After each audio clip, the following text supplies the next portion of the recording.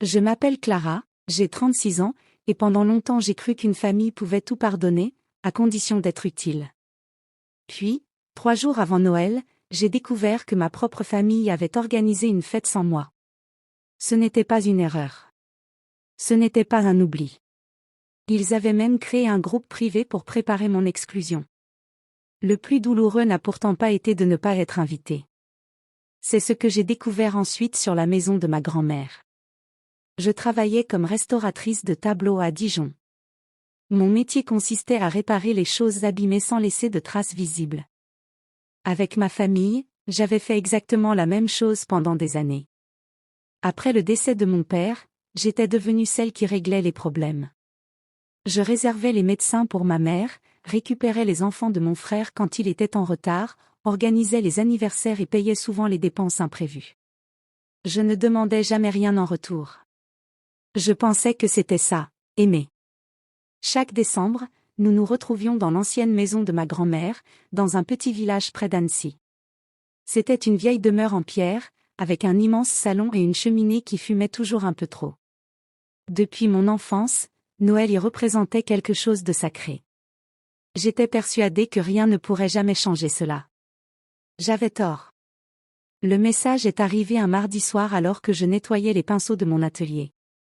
Ma sœur Élodie m'écrivit simplement que cette année, Noël serait plus intime et réservé aux couples et aux enfants.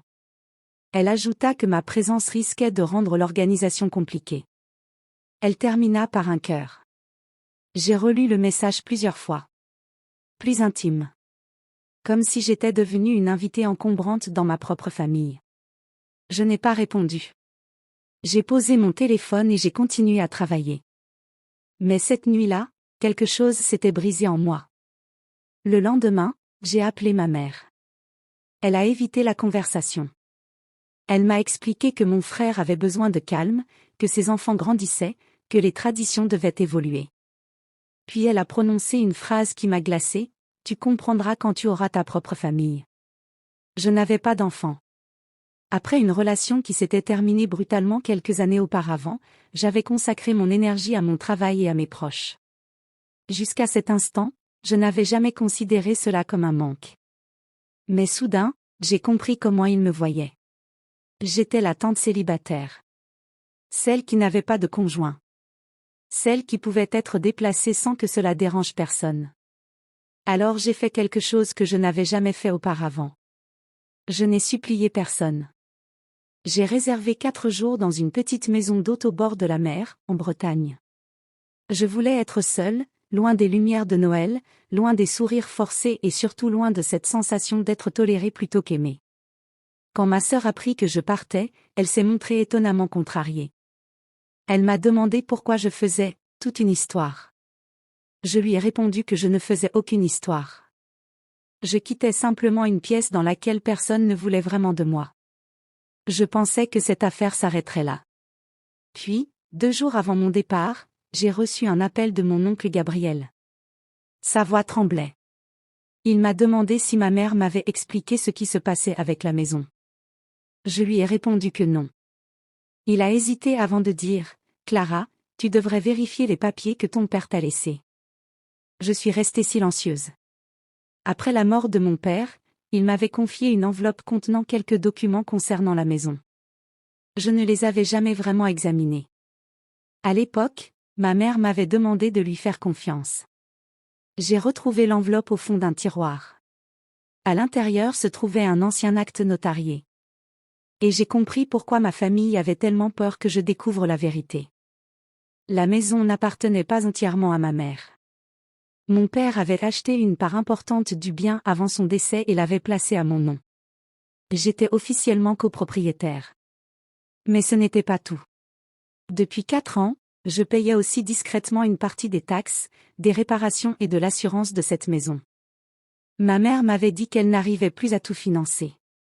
Je l'avais aidée sans poser de questions. Je pensais sauver notre maison familiale. En réalité, je finançais un endroit où l'on venait de décider que je n'avais plus ma place. Le pire était encore à venir. Mon oncle m'a envoyé une capture d'écran du groupe privé que ma famille avait créé. Ils discutaient depuis plusieurs semaines de la possibilité de vendre la maison après Noël. Et certains messages parlaient déjà de la façon de me convaincre de céder mes droits. Ils avaient même écrit qu'il serait plus facile de négocier avec moi si j'étais émotionnellement éloignée. Je suis restée devant mon écran, incapable de respirer normalement. Pendant que je préparais les cadeaux de leurs enfants, ils préparaient la vente de quelque chose que je possédais aussi. Cette fois, je n'ai pas pleuré. J'ai pris mon manteau et je suis allée voir un notaire. Il m'a confirmé ce que les documents indiquaient. Personne ne pouvait vendre la maison sans mon accord. Puis il m'a demandé ce que je voulais faire. J'ai regardé par la fenêtre. Pour la première fois, je n'ai pas pensé à ce que ma famille attendait de moi. J'ai pensé à ce que je voulais. Je lui ai dit que je ne voulais ni vendre immédiatement, ni récupérer mon argent. Je voulais simplement que les règles changent. Le soir même, j'ai envoyé un seul message à ma famille. Je leur ai expliqué que je connaissais désormais mes droits et que je ne céderais rien sous pression. Mais surtout, je leur ai annoncé que je ne financerais plus les dépenses de la maison à partir du mois suivant. Ma mère m'a appelé immédiatement. Elle pleurait. Elle disait que je détruisais la famille. Je lui ai répondu calmement, « Maman, je ne détruis rien. Je cesse seulement de réparer ce que vous avez volontairement cassé. » Puis j'ai raccroché. Je suis partie en Bretagne le lendemain. Pendant 4 jours, je n'ai presque pas touché mon téléphone. Je marchais sur la plage le matin, lisais près de la fenêtre l'après-midi et mangeais seule dans un petit restaurant le soir. Et quelque chose d'étrange s'est produit. Je n'étais pas malheureuse. J'étais soulagée. Le jour de Noël, alors que ma famille était réunie dans la maison sans moi, j'ai reçu un message de mon frère. Il ne parlait ni de la vente ni de l'argent. Il disait simplement, « Je crois que nous avons été injustes avec toi. » Je n'ai pas répondu immédiatement. Quelques heures plus tard, ma mère m'a écrit à son tour. Elle m'a avoué qu'elle avait eu peur. Peur de perdre la maison. Peur de vieillir seule. Et surtout, peur que je découvre qu'elle avait accepté l'idée de vendre mes parts sans vraiment me consulter. Je lui ai pardonné une chose ce soir-là, sa peur. Mais je n'ai pas pardonné le mensonge. Quelques mois plus tard, la maison n'a pas été vendue. Nous avons signé un nouvel accord. Ma mère pouvait y vivre, mais je n'étais plus responsable de toutes les dépenses. Mon frère et ma sœur devaient enfin participer. Et moi, j'ai commencé une nouvelle tradition. Chaque Noël, j'organise un dîner chez moi. Pas de liste réservée aux couples. Pas de conditions. Pas de compétition pour savoir qui mérite une place. La première année, nous étions 6.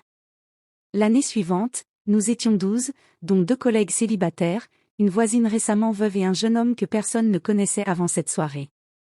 Au milieu du repas, ma mère m'a regardée et m'a demandé si elle pouvait revenir l'année suivante. J'ai souri. Maman, tu n'as jamais eu besoin d'être invitée. Mais cette fois, viens parce que tu veux être avec moi, pas parce que tu as besoin de moi. Elle a hoché la tête. Et cette phrase résume tout ce que j'ai appris. Une famille ne devrait jamais être un endroit où l'on doit payer son droit d'entrée avec des sacrifices. J'ai passé des années à réparer les fissures des autres en oubliant les miennes.